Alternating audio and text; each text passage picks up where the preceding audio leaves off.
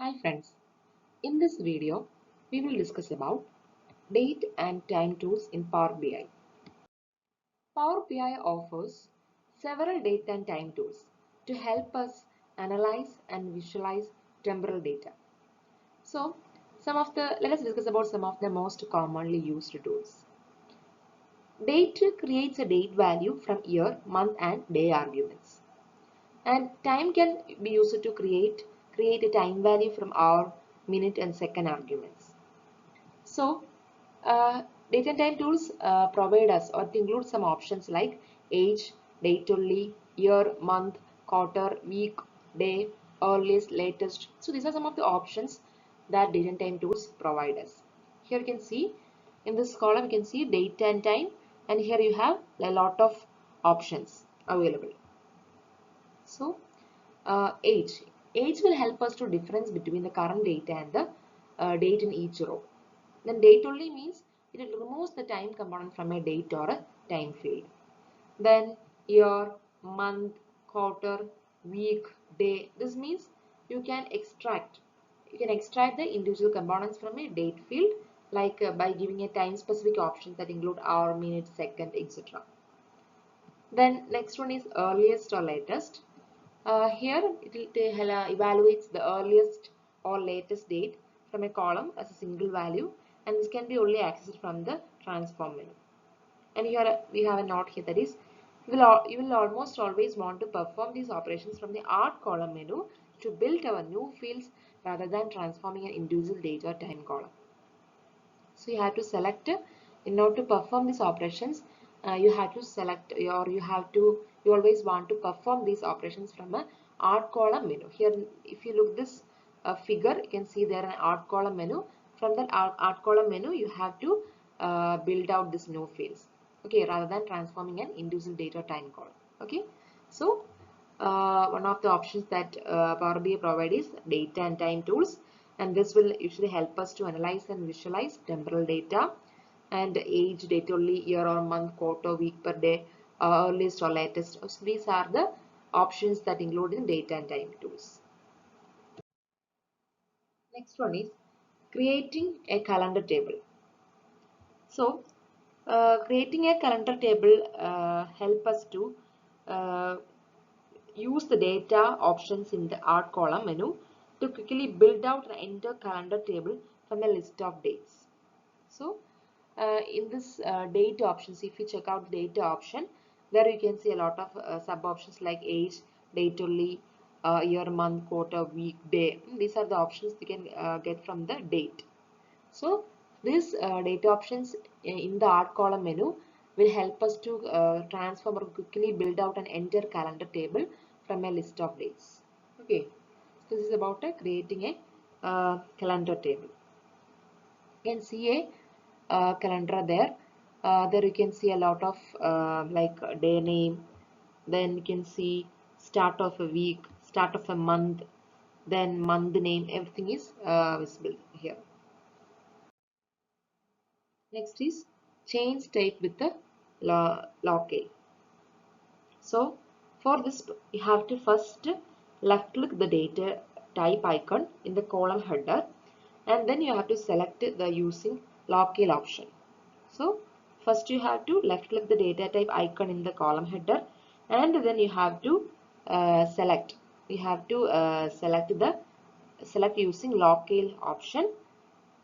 Then you have to select the date as the date type and English, that is US states, that is United States, as the locale for all data sets in this course regardless of your actual location. Okay, so data type, data, locale, English, US. English, it is US English. Then third step is you have to confirm that the data type is correctly recognized. Then you should see a calendar icon next to the column name in the header and no errors in the column. That is, here you can see you have to confirm that the data type is correctly recognized. After that, you should see a calendar icon here. You can see here, and then next to the column name in the header, and there will be no errors in the column. Next is rolling calendars. So First, you have to create a new blank query and name it as a rolling calendar.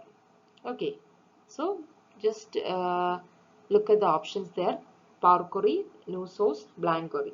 Then front end Get Data, Blank Query. Then second step you have to do is, in the formula bar you have to type a literal to generate a start date. Then you can see here a start date. Format will be like year, month, date. Then click the FX icon to add a custom step and enter the following formula to generate a list of dates between the start date and the current date. Like list dates, source, number from date and time dot local now, number dot from source, duration, everything can give there. So if you first apply step in named something other than source, you can use that name in your formula. This is actually common for all non-US users. Then you have, and the next step then you have to do is, you have to convert. You have to convert the resulting list into a table, and you can see the data type as a data. Then last step is, you can rename the column to date and add calculate data columns like year, month, quarter, etc. and by using the option add column tools. Okay. Next is index columns. So index columns basically contain a list of sequential values and that can be used to identify each unique row in a table, typically like starting from 0 or 1. So these are often used to create unique ID that can be used to form a relationship between tables. More on that later. Okay, you can see their option there, index column, and that when you click that option, you can see a list of sequential values, and these values can be used to uniquely identify each row in a table. Next is conditional columns. So conditional columns will allow us to define new fields based on logical rules and conditions like if or then statements. So you can see a option there, conditional column. There you can, if you select there, you can see add conditional column. Here we are creating a conditional column named quantity type, which is based on order quantity. So if order quantity equal to 1, then quantity type is equal to single item. Else if order quantity greater than 1, quantity type equal to multiple items. Else quantity type equal to other. Okay, this is the condition, you can see. Next is calculated column best practices. This means as a best practice, table transformation and column calculations should ideally happen as close to the original data source as possible in order to optimize our performance and speed, like data source, Power Query, Power BI front and published reports. Okay, so this is not actually a strict rule or a requirement, but can significantly impact performance for very large or complex data models. So where you define calculations often depends on several factors: accessibility, complexity, business requirements, etc. So we will practice creating columns using both Power Query and the Power BI frontend, that is DAX, throughout this coming session.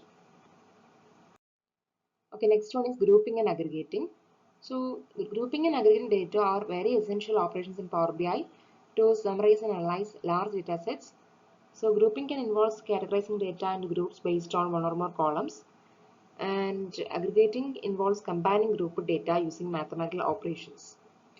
Okay, like sum. So here, group by will allow you to aggregate data at different levels of green. That is group daily, record into monthly, aggregate transactions by store, etc. It's an example just in order to understand. So here we have a lot of informations, and you can select the option group by. There you can specify the column to group by and their output. That is if you want basic or advanced. Then you can select product key, the new columns name, operation, column. Okay, so operations can be performed. If you want to perform operations, some can select that. So here we are transforming a daily transaction level table into a summary of total quantity by product key.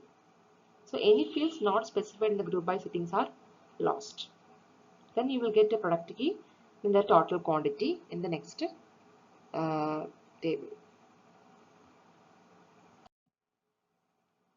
And also this time we are transforming the daily transaction level tables into summary of total quantity grouped by both product key and customer key. Next is pivoting and unpivoting. Pivoting means describes the process of turning distinct raw values into columns, and unpivoting describes the process of turning distinct columns into rows. So here we have an option like first of all you have to imagine the table on a hinge. Then pivoting rotates it from vertical to horizontal, and unpivoting rotate it from horizontal to vertical. So what you have to remember is that transpose works very similarly but doesn't recognize unique values. Instead, the entire table is transformed so that each row becomes a column and a vice versa. So this is called a pivoting and unpivoting. This is actually the process of turning distinct row values into columns, and unpivoting means describes the process of turning distinct columns into rows. Next one is merging queries. Merging queries allows us to join tables based on a common column like a lookup in Excel. So in this case, we are merging the sales data table with the product lookup table, which share a common product key column. So what you have to remember is that merging adds the columns to an existing table or query. And very important thing is that just because you can merge a table doesn't mean you should. In many cases, it's better to keep tables separate and define relationships between them in the data model.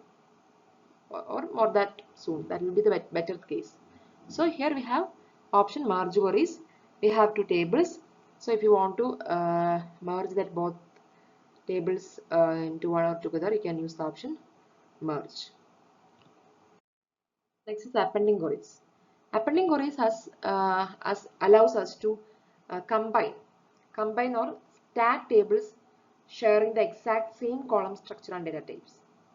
So here we are appending in the Adventure Work Sales 2020 table to the Adventure Work Sales 2021 table, which is valid since they share identical table structures.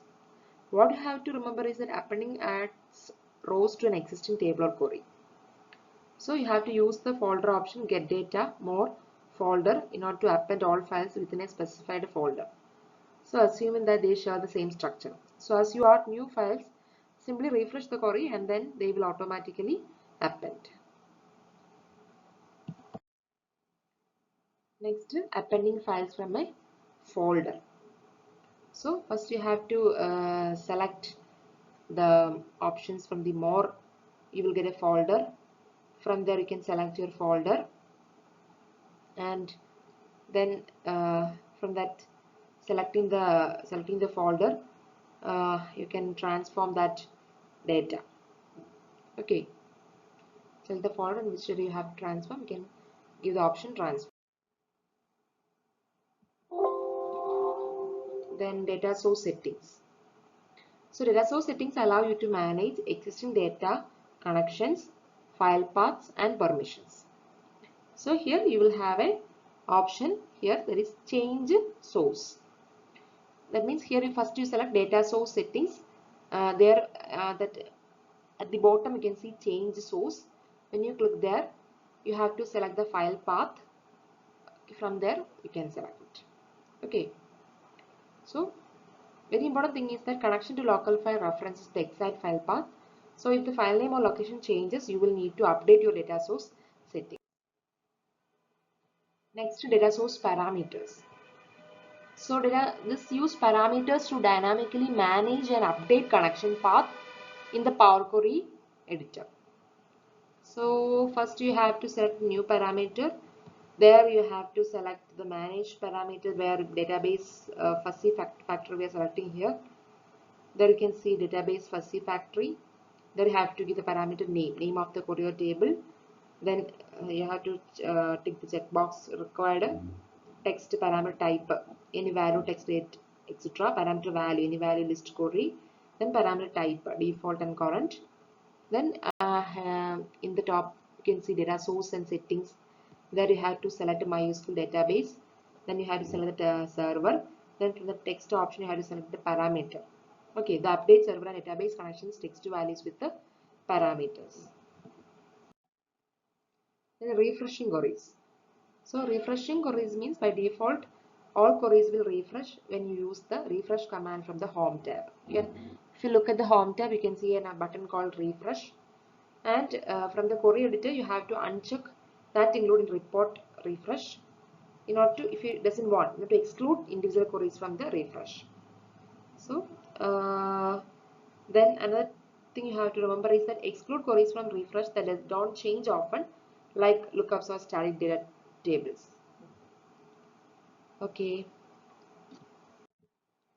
next one is importing Excel models. So you have to select Power Query, Power Pivot, Power View. So already have a fully built model in Excel. So you can import models built in Excel directly into Power BI desktop using import Power Query, Power Pivot, Power View. So imported models retain the following, like data source connection queries, query editing procedure and applied steps, table relationships, hierarchies, field settings, etc. and all calculated columns and DAX measures. So if you are more comfortable working in Excel, build your models there first and then import to Power BI.